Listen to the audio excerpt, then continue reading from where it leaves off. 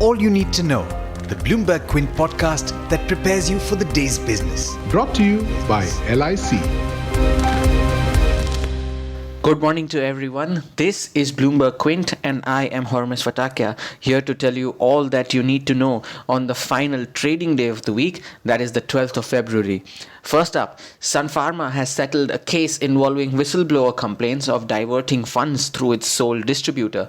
The company paid a settlement amount of 56 lakh rupees, while Managing Director Dilip Shanghvi coughed up 62.3 lakh rupees, which was approved by SEBI's internal committee. Apart from Shanghvi, top executives like Sunil Ajmera and Sudhir Walia also have had to pay charges. Your air travel is set to get costlier. The Ministry of Civil Aviation has raised the lower and upper limits on domestic airfares by 10 to 30%. This will remain in force up to the 31st of March 2021 or until further orders. The lower limit for flights of less than 40 minutes in duration was raised to 2,200 rupees from 2,000 rupees earlier. The upper limit is now raised to 7,800 rupees from 6,000 rupees earlier. More details are available on BloombergQuint.com. India will go ahead with a complete ban on cryptocurrencies. That is a Bloomberg Quint exclusive. However, it will provide existing investors a transition period to exit their holdings. The government has listed the Cryptocurrency and Regulation of Official Digital Currency Bill 2021 for introduction in the ongoing budget session of Parliament. However, Bitcoin continues to remain in a league of its own, gaining another 4% this morning to trade beyond the $48,000 mark. The move comes after firms like MasterCard and BNY Mellon made it easier for firms to use cryptocurrencies. In commodity news, oil fell past the $58 per barrel mark after the International Energy Agency cut its demand forecast for the year. The IEA, while cutting its world forecast for oil consumption in 2021 by 2 lakh barrels per day, said that the rebalancing of the global oil market remains fragile. COVID-19 updates from India. Over 4 lakh healthcare and frontline workers were vaccinated on Thursday, taking the total vaccination number to 74.3 lakh. Active cases in the country rose by over 1,200 over the last 24 hours. ITC reported a drop in its quarterly profit even as revenues from the cigarette business increased as compared to last year.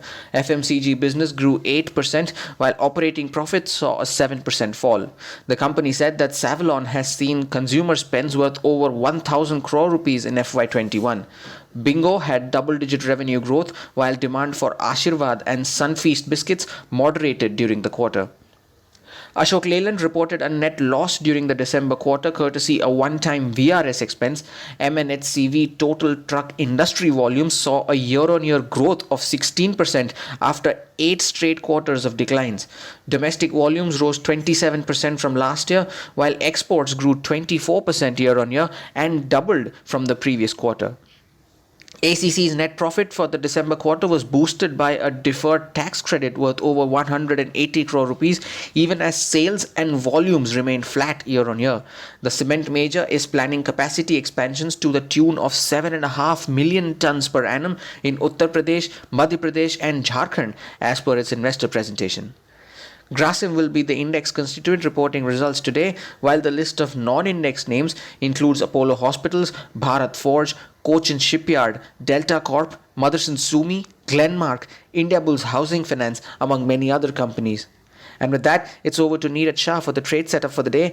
Good morning, Neeraj. The markets ended higher on Thursday after 2 days of consolidation. Are we likely to end the week on a high? What is it looking like? Thanks, Hormis, for that. As most people would be knowing, we'll have very little cues from Asia today because a lot of these Asian markets are shut for the Lunar New Year holidays. ASX, which started off early, is flattish, and therefore the point that I'm trying to make is that India will dance to its own course. Now, the US markets closed without too many cues. I think the futures are without too many cues either. So let's see how we gyrate during the course of the day. Yesterday was an interesting day because out of nowhere, Reliance is now starting to support the markets. 2 days on a trot, with the Bank Nifty losing some bit of steam. Reliance has come to the rescue, and therefore it will be interesting to see if that continues and if banks bounce back, because bond yields having cooled off a little bit is also supportive of the movement in banks. So it'll be interesting to see if the Bank Nifty bounce back while Reliance is strong. The Nifty small cap index yesterday surged, and more than 60% of the stock in the small cap index closed in the positive territory, which is great for the market breadth as well. So you expect stock specific action to continue. It'll be interesting to see if Reliance continues, as I said. And for the last 3 days, I've been talking about how pharma looks solid. Could Sun Pharma's announcement be the trigger that the Nifty Pharma was watching for? It'll be interesting to see if some of the others participate. So I think it'll be all of these put together, plus the stock-specific reactions that Hormuz would have spoken about. But yeah, promises to be an interesting day of trade, the final day of the trade for the week. Let's hope we close it on a good note. Thanks so much for tuning in, everybody. Have a profitable day, and do read our story about Bitcoin. As much as Bitcoin is moving up, India might just ban cryptocurrency. Let's wait and watch that too. I hope you enjoyed listening to All You Need to Know. Did you know that you can listen to the show on the IVM Podcast app? On the IVM Podcast app, along with this, we have a number of other shows which you think you'll enjoy. Listen to Cyrus Says with Cyrus Brocha as the host. Listen to Paisa Vaisa with Anupam Gupta. The Scene and the Unseen with Amit Verma, or Shunya One hosted by Shiladitya Mukhopadhyay and myself. Check out the IVM Podcast app to get more talk content that you will enjoy. Brought to you by LIC.